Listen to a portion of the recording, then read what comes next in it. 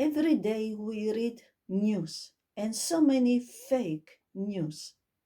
Some days ago on BBC, somebody from the UN, a very anti-Semitic organization, he said, in 48 hours, 14,000 children in Gaza will die from hunger.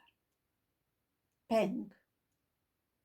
Some hours later came another news from the UN.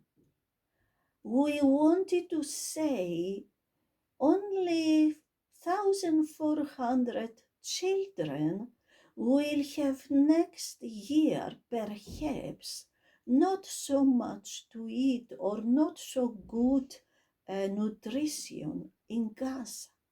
But the hate was high.